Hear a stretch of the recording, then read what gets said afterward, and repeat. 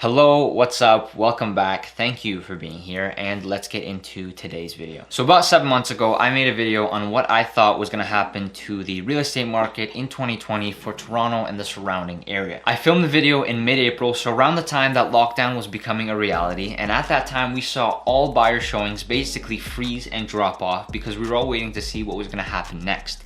Now in that video, I broke down and analyzed not listings and sales, but buyer confidence, which is a huge intangible factor that a lot of reports weren't taking into account. And as it just so happens to turn out, I called it. If you've been following the news, the market has not just come back stronger than it was before, it has exploded and passed every single limit we ever had. It is now a hardcore seller's market, and we probably have the lowest inventory that we've had in decades here in Ontario. Basically, anybody that wanted to buy a house or even thought about buying a house in 2018, 2019, and 2020 is out there currently looking to buy a house. But all that aside, I wanted to make this follow-up video to compare what happened in the following months after posting that video to what I talked about. I still think that going forward into 2021, finding a way to measure buyers' confidence or even some way to research it is still an accurate way to predict what's going to happen as opposed to just looking at listings and sales. By the way, this is not a reaction video. I do not have enough subscribers for that yet, but it is a comparison video. So if you haven't checked it out yet, please do, and let's get into it. Taking into account where we are now and where we were before, I strongly believe that we will not only return to that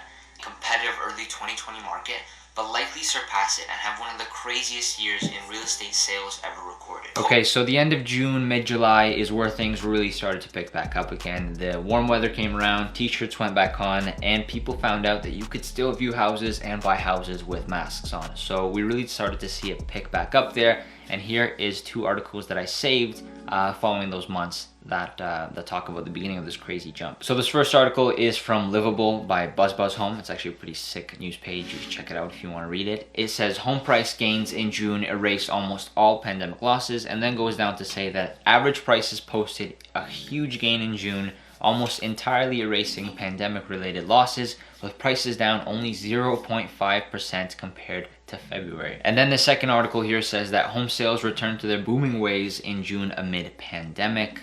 That should totally be my sign there. And the Canadian Real Estate Association said Wednesday that sales in June were up 63% on a month-over-month basis, while the number of newly listed properties climbed 49.5% from May to June. Compared with a year ago, sales in June were up 15.2%. The actual national average price for homes sold in June was almost $539,000, up 6.5% from the same month last year in 2019. My take on it back then and still now is this. Masks were pretty much mandatory at that point. Lockdown was still in effect but easing up as the warm weather rolled around, and the mindset that started going around with buyers is if they don't buy now in the springtime, they'll never be able to buy. Who knows if winter comes around, if another lockdown comes around, and they will not get another opportunity to purchase real estate.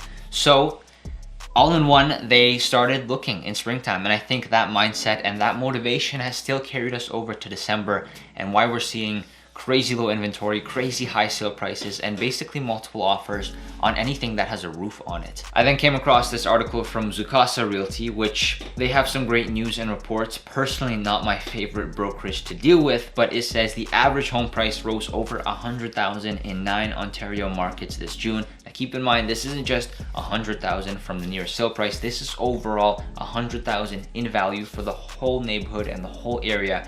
And that happened in June when everyone just kind of got back at it and started buying houses again. The article also goes on to say here that almost 1 million jobs were added back into the Canadian economy in June, and the housing market showed signs of growing cautious optimism amongst buyers and sellers. So again, as soon as we got the feel that things were getting better, not normal, but better, the motivation to buy came back out for buyers, as well as taking advantage of the extremely low interest rates that were before COVID and still going on now. And if you're curious to know what cities saw this intense growth without reading the article, it was Oakville, Markham, Aurora, and Vaughn that saw that 6-figure increase in value in June. Anyways, then there's this final article that I'll link if you want to read it, but basically Canada's home prices expected to rise 12% by the end of 2022, economists predict. You get the idea. Basically what these articles, what I was trying to say, what I'm trying to get at or prove is show concrete evidence that these are things, buyer's confidence was something intangible that you can't really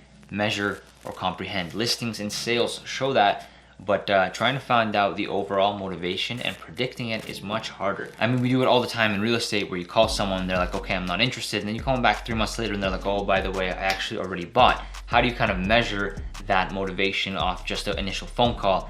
Obviously, I think it was easier from my video, and I'm super proud that prior 7-month me actually did that, researched that, and put the video out. You know, it's one of my best performing videos to date. But because we could see what was going on in the market before COVID hit, after COVID, it was kind of not too hard to connect the dots, knowing that if there was any chance of it going back to normal, then that's what the market would become.